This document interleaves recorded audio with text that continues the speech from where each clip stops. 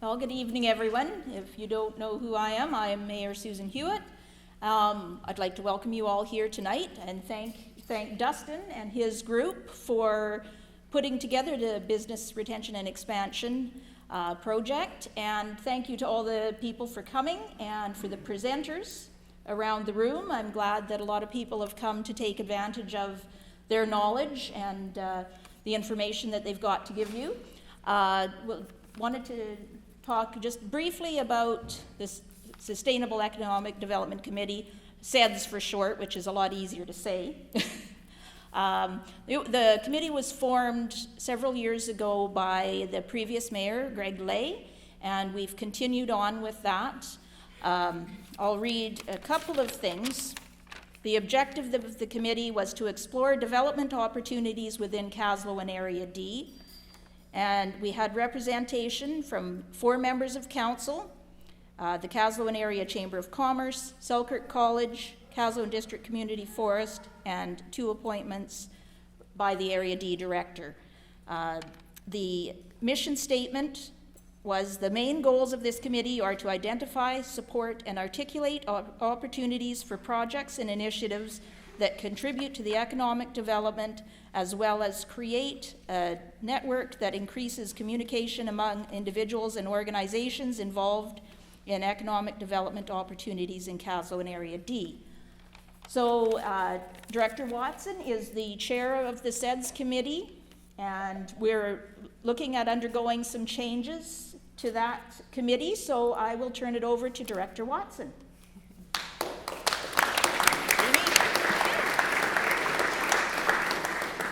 Thanks, everyone.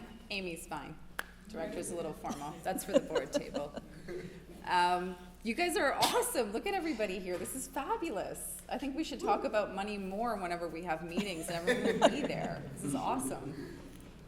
So as Suzan, Mayor Hewat has indicated, I've been the chair of this committee just since election, which was January I got elected to it.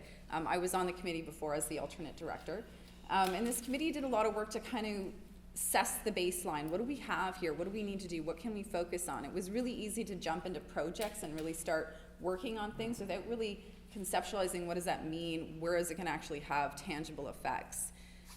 When I came to the chair position, we learned not too soon before that time that we actually have what's called an economic development service.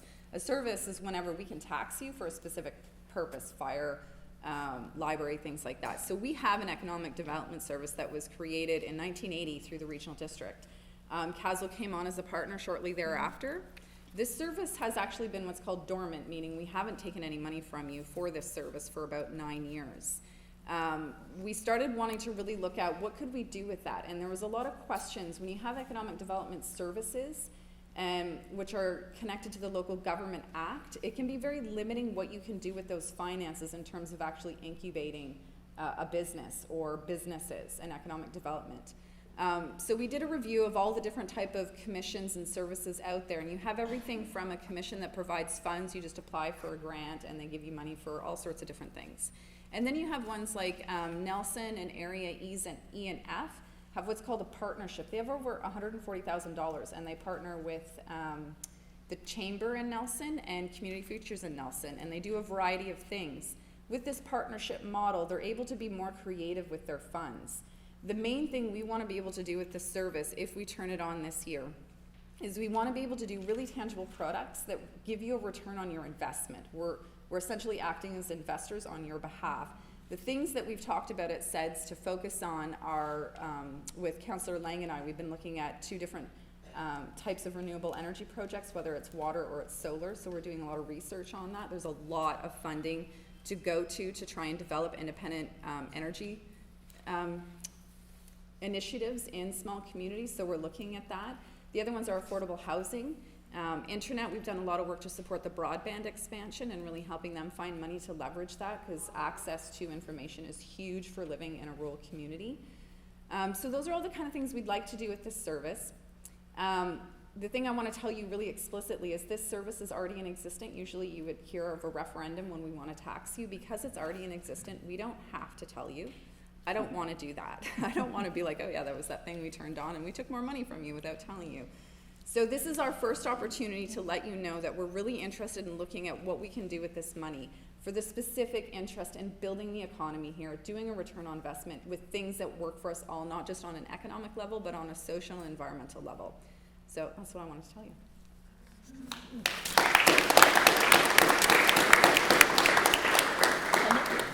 A real key component of this is we would like your ideas. Please use the poster boards, put your ideas up. There's no bad ideas. I think we need to be able to listen to them all and see what you have to say and what's of interest to the community. It's not just the members of the committee that sit around the table. You're very important to this process. We like to stick to the fact that we're your reps, so you have to tell us what you want us to do. So this is our idea, now you gotta help direct us. Thanks, guys.